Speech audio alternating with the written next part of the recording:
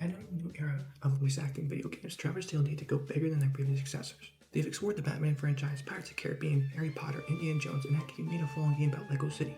One franchise, though, is one they have yet to explore. Marvel. And in 2013, they released Lego Marvel Superheroes, known as, and still is, a handcrafted gem. Hello Ninjas, welcome back. In today's video, we head to the Lego game franchise created by Trevor's Tale to chat about one of my personal favorite Lego games, Lego Marvel Superheroes. I've done Lego game reviews in the past, as shown right here. However, that was when I started doing commentary videos, because back then they looked like this. Yeah, it was quite bad. Today we will start a long series of me reviewing as many Lego games as I possibly can, including the ones I've already covered. In these reviews, we will look at the main story, the 15 base missions or more depending on the Lego game, the layout, design, story progression, and use of open world, the free play for the 15 missions or more, the open world, and lastly, whatever is tied to such Lego game. For this case, for Lego Marvel Superheroes, it would be the Deadpool missions. As always, this is my opinion. Yours may be different, and that's okay. I ask you to respect it like how I do to y'all when I reply to your opinions on the matter. Iron Man, may you please blast our way into Lego Marvel Superheroes, a handcrafted masterpiece. The main story of this game has you locate cosmic bricks that have fallen across the world and obtain them before Dr. Doom and his goons collect them. You find an abundance of villains across the Marvel Universe. Today with you, Abomination, Red Skull, Magneto, Loki, and the main villain, Galactus. Yeah, so the other thing that happens is that while you were attempting to stop Dr. Doom and Loki from obtaining these cosmic bricks to wipe out the universe, the little war destructor himself, Galactus, is slowly approaching Earth to eat the entire damn planet. At the conclusion of Mission 14, you gather all the villains you faced and team up with them to stop Loki and Galactus from destroying the world, as if there is no Earth, then there isn't any villainy to do. It does make sense. Since we know the story in a timely manner, let's delve deeper into the missions and its layout. Each mission could have as little as 3 sections you venture through, or as much as 6. They're all meticulously designed to fit the villain you are facing. In Mission 1, you are fighting Sandman and Abomination. The location of this mission is at the Grand Central Station. They do a run-on pun with Sandman here, so it's actually called for the first mission, Sand Central Station. You can see right away when you load to the level that the station is filled to the brim with sand, both on the outside, the inside as well, so on top of the roof. We gotta be honest here though, Abomination is just there, to be honest. Like, he doesn't really do anything. You take him out to access terminals inside the station, so there isn't anything to do with Abomination with the level. It's mainly towards Sandman. Just think of Abomination as like the decoy for Sandman to actually get these cosmic bricks. Or well, actually in the first mission, they're actually trying to search for the cosmic bricks. They don't know where the cosmic bricks are, to be exact. For introductory level, you should teach the player how to use certain mechanics, and it does just that. In the first section, the bridge leading up to the station is blocked off by 2 trucks. The first truck has to use Iron Man's Mark 6 suit to toss some explosive rockets to the fire hydrants to clear the muck on the truck. When it's cleared, it then has to use Hulk to smash! Second truck is just the same thing. However, this time it teaches you that Hulk can pick up things. Okay, let's write it down. Silver, Iron Man, boom boom. Wall, Hulk smashy, grabby, Hulk grabby. Traversing into the terminal section, they teach you that Hulk, when picking up something, can toss it, as shown here with Abomination. In the third section, the roof, Spider-Man is introduced. Sandman is a Spider-Man villain, so you gotta have your friendly neighborhood Spider-Man in the mix. The roof is best at using everyone's mechanics. In the first area leading up to the boss fight, you'll use Iron Man's explosive rockets to clear some debris that is in the way of the motors. Then you use Spidey senses to see a web-slinging object. You use that to propel the motor and destroy it. Over on the right side, you'll use Spidey senses to see a wall that he can climb. Then you'll use your grappler again to break down a satellite dish. Then build it into a pulley that Hulk can pull back and thrust it forward to break the motor, disabling the electricity grid. It comes all together when Spider-Man pushes A forward to allow you to climb into the boss fight of the first mission. In the boss fight, it has to do a few things during each wave.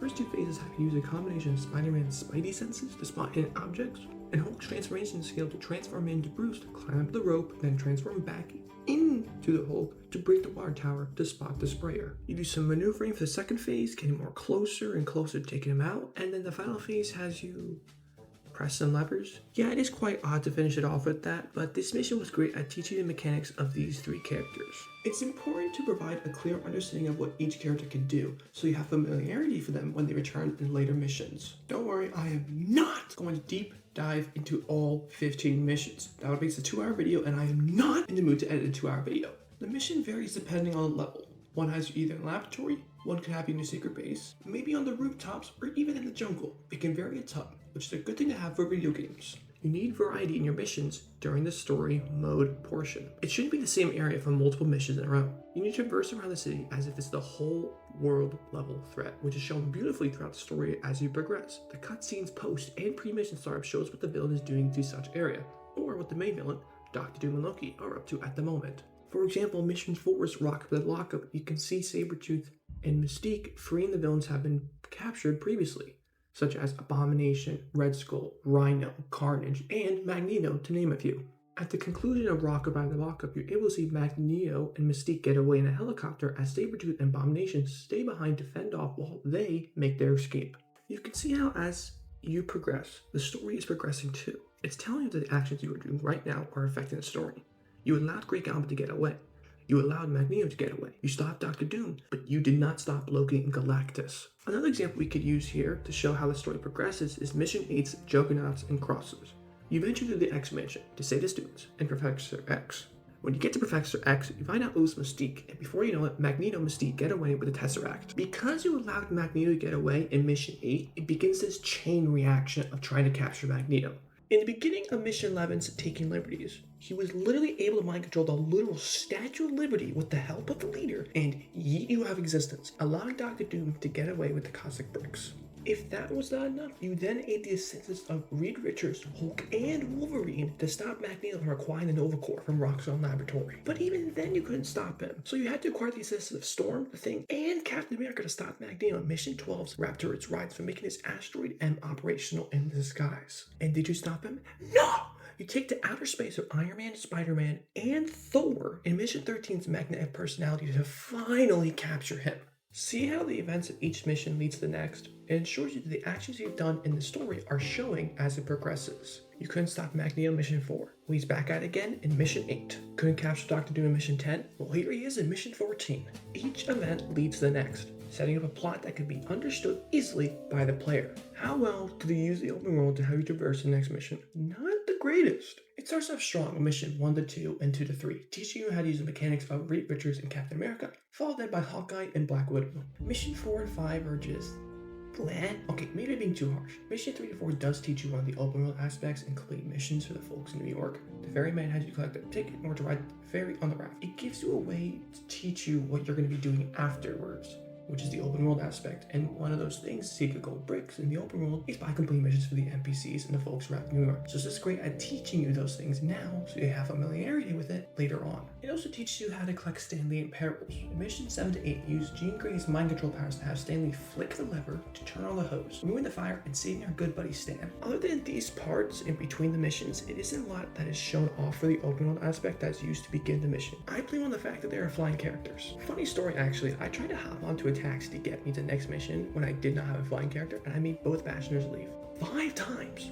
It was then when I said I give up and I started flying. And yes, I know it was with flying characters. I just was bored at the moment and I just wanted to go get some food and allow the taxi to just go get me to the next mission while I go do that. But I couldn't because both freaking passengers decided to leave for some reason. For the parts that are in between the missions, right, you're going to be using the open world aspect to get there. The problem I have with it is that you should be incorporating obstacles that get in your way for allowing yourself to get to the next mission. It shouldn't be these short 1 to 2 clicks or simple break the barricade and then you're there basically. You need to be using the open world aspect to allow you to learn about these mechanics. Now that when you get to the open world part of the game, you then know, oh, okay, so when I get to these digging aspects, I know I can use Wolverine because in this specific area, between these 2 missions, it taught me how to use that. That's what I'm trying to explain. The small tad bits of actions you have to do does not help in this case because it's still using the same characters as before, but you should still be giving new ones so that you can learn what they do specifically. And yes, I understand that the story mode does help in that aspect, but the midpoints between the missions, traveling to the next one, should also be an act of helping with that case as well. I should be learning how to use these things. I feel as if this is a very weak Lego game that does not help in that. There are many other cases we will explore later on. Lego Scene Cover is actually a great example because they have you do at least 10 to 30 minutes off in the open world before you get to the next mission so that you learn how to use these abilities so that when you get into the level, you know, oh, okay, so when it's specifically this ability, I can go change into that outfit. Moving along to the final part, I want to talk about the story portion of this game. The boss fights in Mission 15. The boss fights are pretty lackluster. It is like that for a good majority of Lego games. You just throw something at them or just punch them until they die with filler phases in between. It's going to be a complaint for a good majority of them, but hey, it is only for 5 minutes. It ain't the worst thing ever. As for Mission 15, it is indeed a fantastic finale. It uses all the characters you've used or fought throughout the story, using each mechanic of such character to contribute to stop Loki and Galactus. It's perfect. What else do we need to say? If a finale mission can use up to 30 characters in one mission and have a funny fight leading up to it, why should I express more? It's 5 sections each with a set of characters, both good and bad, that uses its mechanics to build a cake for Galactus to eat, while the Smart Squad opens the portal for then Hulk and Thor to smack the living fuck out of Galactus, sending both into the stratosphere. Not even the stratosphere though, like past the Milky Way. Where are they now? Who knows? The coolest part about all of this is the conclusion scene once they win. You have the Avengers squad behind Nick Fury and the villains on the other side of the helicarrier. He gives them a total of 3 seconds to run away before they capture them, and Doctor Doom takes those 3 seconds to soak it in right in front of the Avengers. This entire level, the good, the bad, and the hungry, uses all the storylines that are being built across levels and concludes it in one epic battle. This is how you conclude a well-told story. The beginning cutscene to the use of the characters inside the level itself, to using the mechanics for each individual character, whether they are a villain or a good guy, to the conclusion scenes between them all. It has a beginning and an ending that defines perfection in every aspect possible. Since we chatted a ton about the story, allow me to briefly go over the free-to-play aspect of the missions. It's pretty self-explanatory. Just use a certain character that fits the criteria for grabbing such minikit and or Stan Lee, go through the sections, and bam, you're done. There are a few notes I should make. Number 1, have your main character be a flying character. You can skip large sections so fast. It is so viable to have at least a flying character in your main arsenal that you bring to the missions. And number 2, especially number 2, do not, and I mean it, do not start 100% of the missions until you have the minikit detector. I was able to complete all the missions in under 25 minutes tops easily every time because of it. You do not want to try and go through the missions breaking every single thing to find out what has a minikit and what doesn't. I've been there before, and it is not a good look, trust me. Other than those few mentions and the notes I made, it isn't a lot to chat about. Just use a flying character, use the right guys, swap it as necessary, get in and get out. The best part about a Lego video game is the open world aspect. However, we always need to ask the main question with these type of Lego games. How much do I need to collect to achieve 100%? Subtracting the Deadpool missions and the story missions, you need to collect 146 gold bricks, 40 character tokens, and 24 Stan Lee and Perils. The gold bricks might be a little bit off by like 5 or such. If so, just let me know in the comments. And for that being the open world aspect, that is not a lot for the open world. The one complaint you'll hear a ton about this game is how little the collectible gold is in this game. Look, right, nobody's asking for Lego City's 450 gold brick requirement. 200 gold bricks should be the bare minimum for every single Lego game. Why 146? And the fact that we only need to collect 40 character tokens is crazy. I understand there's the vehicles too, but let's not forget that they count towards the character tokens too. So that would mean that a small majority of them are character unlocks. Remember, this is because they essentially give you like 3 to 5 characters per mission that you complete, so take that into account. The way they have you unlock these is by 3 sources. The first being NPC missions. Actually, this is actually one of these, for example. You beat up some goons with a guy, even though he never helps. As you can see, he just died right there. Another type of quest that they may have you complete is a fetch quest. They ask you to go get something that they lost, go retrieve it, give it back to them, and boom, gold brick found. The last source you could use in the NPC missions to gain a gold brick or a character token is by racing them. I just want to flex that I beat Captain Britain in his Britmobile with Galactus riding on a bike. I know, clap your hands. I'm so proud of it. I know, I'm gonna bask in it for the rest of my life. It's such a big achievement. I know, thank you so much. Thank you. Enough applause, thank you. These don't have any set character that is needed. You can basically just play with anyone. So if you want to play as a Sandman goon riding on the Hot Rod, you can. For the races against the NPCs, just use any vehicle. You're going to win. Alright, the NPCs you race are New Jersey drivers that are tourists going to their damn beaches that have been on I-95 before going 60 miles per hour. Whereas you, the player, are an experienced New Jersey driver that has lived in the state going on I-95 with a crisp 90 miles per hour on the daily like it's none of their damn business. The other way to obtain these collectibles is by doing some sort of puzzle. These could range from the use of Ant-Man, invisibility, mind control, and breaking some furniture. I meant cars. These are the best at allowing to use a wide array of characters at your disposal. There is no set. I am not talking about Magneto or Galactus. Besides those two, there is no set character you are forced to use. You want to use a sandpit? You have Sandman as Goon. You want to use Spidey Sense? You have Spider-Man, Carnage, and Venom. You want to use invisibility? You have Nick Fury, Black Widow, Jean Grey, and Invisible Woman. You want to dig? You have Wolverine, Black Panther, and Beast. The game wants you to use a wide array of characters. Don't just stick to one because he looks the coolest. Find one you haven't used it and see what they have. Some even have their own mechanics that are dedicated to themselves. Spider-Man can turn to Peter Parker, takes photos with JJJ, and Venom can transform into Big Venom to pick up objects. Invisible Woman can go invisible, but Jean Grey can hover. The Hulk can transform into Bruce Banner, while the Thing cannot go into human form. It ensures that everybody has a purpose on the roster and doesn't alleviate you to having to play one specific character all the time. The thing in LEGO games that people love the most is the wide array of characters on the roster. So, to ensure that people actually use each character that they loved the most as a kid in the comics or in the movies, you need to have as many characters playable and have a reason to play those characters. And even if there's ones that you do not like, there should still be a mechanic for that such character to where you do want to play them, because your access to all these characters that you've never seen before, because maybe someone hasn't read the comics before. For example, I love Captain Britain in this game. I just enjoy his missions, I enjoy his character, I enjoy the humor he has and the overall jokes, I enjoy his character overall that I've already considered multiple times that I might read his comics, and that's what these little games should do for the person. They should allow you to learn about these new characters, and heck, maybe it makes you go buy a comic book for it. Heck, maybe you go look up it right after and see what they're about. That's what the character also needs to do. Make sure that each character has a purpose that you want to play as, and see if they have interest in the character further beyond the video game to the point where they start reading the comics about them, learn about the character, the plot development, their backstory, and everything like that throughout the movies, the comics, the shows. That's what a character ROS should do in these Lego games. Be enjoyable, be creative, and be interesting to the point where you become interested about the self-character that you've been choosing so much throughout this 100% grind. The last source of acquiring gold bricks or character tokens is by doing a race. These could range from air or ground. You just pick a car or a flying character and cross rings to add to your time and cross the finish line.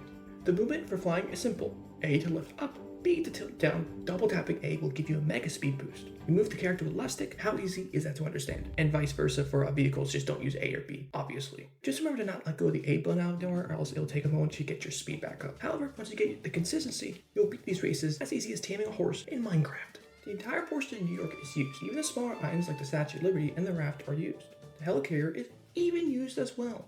Even having a small collectible limit ensures that no space is left untouched, and the feeling, that sense of emptiness, is just never there in the first place. That reminds me, before we head to the last part of today's video, the Deadpool missions, I should inform you, you can also earn characters by beating them in a boss fight in the open world, and the reason why I skipped this is because all you do is just spam the A button like it's Domination in Super Mario Party Jamboree. The central boss is quite fun though. It has you break through this gold shield and the iron, then finish it off with a Thor hammer or Hulk throw of an object, and bam, out spews gold studs. See how I said each character has a unique ability that the other characters not have? See, it all comes together. And also, I'm showing you guys off the bonus level because it's a typical thing with the Lego games. It's nothing crazy, just get a million studs, break some stuff, bam, bam, bam, bam, bam, and that's basically it. I give this one an 8 to 9 out of 10. I think it's quite fun. There's a couple iffy parts that I don't really like, but overall it's not so shabby. On to the Deadpool mission. Deadpool missions are essentially bonus mission. It revolves around a certain character, or heck, it could be a part of the story mode. In one of the 11, you are Doc Ock and Agent Coulson, and Mr. JJJ himself has you clean up the mess you made in his office. Go around, clean up, vacuum, repair as Agent Coulson teaches you the ways.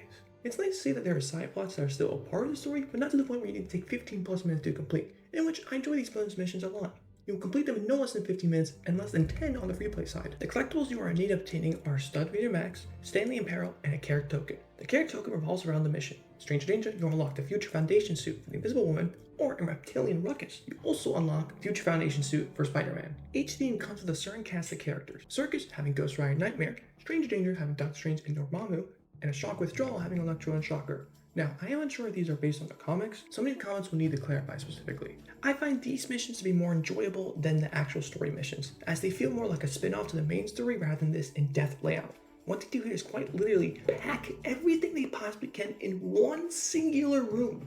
That circus level is filled with fans, tightrope stunts, and Ghost Riders zooming across. Same thing with Nuff Said. You see how much computers are around the area? They do a better job here in filling the place with a variety of objects that fit the aesthetical vibes each theme gives off than the watered-down story mode missions. Sure, the story mode missions are still good in their layout, but come on, have you seen Magneto mind control the Statue of Liberty to take a Nova Core? At least the Deadpool missions make sense. The problem I am explaining here is the main story missions are either in a laboratory, a rooftop, or outer space. And I get that I didn't put that as a complaint in the earlier section when I was talking about the story mode, but when comparing it to here, you can easily see how much of a difference it makes. When you have little room to add things, you tend to add more than necessary. And when you have more room that meets the island, you tend to leave some gaps open. That is what I'm trying to compare between one another, is that you have so much more at your disposal in the singular rooms that it makes it feel like it's such vastly designed and the layout is so better and more improved than the story mode where they have way more at their opportunity to show off. But instead, they just do the same 3-4 layouts over and over again. Whereas here, it's 11 different scenarios with 11 different character sets and 11 different themes, which makes it outshine the main story missions way more than it kinda should have been. The only complaint I have with the Deadpool mission is, why is a fourth of the Stanley in peril locked behind a Magneto object? You can think of a better way to trap Stan Lee? Stanley gets in trouble a lot in this video game, and they get real creative with the location. But the fourth of the missions have to use Magneto? Like, why? Somebody take a majority of the gold bricks to unlock level. The last one you need to get gets you to 200 gold bricks out of 250. You have to wait all the way to get 200 just to unlock that one. All of that grinding to get this reward, and then it's such a simple task. Like, come on now, we can do better than that. The Deadpool missions provide a fun, unique twist to story modes that give a breath of fresh air to the players after putting hard work into attaining those bonus missions to access those stud multiplier. The story of this game has you obtain cosmic bricks before all the baddies across the Marvel Universe obtains them, and helping Doctor Doom build his Doom Ray to wipe out Earth. You go through many different areas in New York throughout the universe to stop many villains like Red Skull, Venom, Green Goblin, Sabretooth, Magneto, and so much more. All of this leading up to one final clash between us, the good guys, and the bad guys remain to go up against Loki and Galactus before he eats the world as we know it. The open world has you collect gold bricks and obtain characters from complete missions, races, with a wide array character roster that makes each character feel useful with having a set ability no other character could have, like Spider-Man's Peter Parker transformation or Venom's big, beefy Hulk form. The NPCs feel vibrant and expressive, ensuring that it feels like a city rather than a blatant one. Finally, the Deadpool missions add to the icing on the cake by providing these spin-off stories that are short but perfect to where you can have a good time interacting with the many characters across the Marvel Universe. From the good, the bad, and the hungry, this little game is nothing short but a handcrafted masterpiece. Thank you all for watching. I hope you enjoyed the video. My apologies for missing last week's video. I want to use that time to spend with my family and need that time to move into college. I take accountability for not accepting my end of the bargain. I'm all bundled up now, so weekly videos are back, with an exception. If I need an extra week to create the video, I will. But no more than 2 Fridays. That is the deal I am making with you guys right now. I'm virtually handshaking it. And I do hope the audio is okay. You may hear some fellow peeps around. I do live in an apartment, so bear with me as I tackle these obstacles. If you saw my community post, you'd see that next Friday would be a video on tricolor mode for Splatoon 3. Here's my problem. I did not have time to play Summer Nights, so I got pushed it back further, and I think I'm now a year into this video I'm supposed to be made. Alright, my apologies. To stay on schedule, I will do another Lego game review, this time on Lego DC Supervillains. I made a review on it in the past, but to be honest, it was pretty shit, just saying. And since that's a relatively quick game, I can finish and post a video on it by next Friday. I have 2 more Splatoon 3 videos I want to make. I'm not going to tell you the other one that's not tricolor, alright? When I'm ready to make the video, I will inform you all. Alright, now then, let's wrap this up. As always, make sure you like, subscribe, share it with your friends, and subscribe to enjoy my video, hype up, and hit that little bell so you get notified for when I upload. Thank you again for watching. I shall see you all next Friday with a Lego DC Supervillains game review. Peace!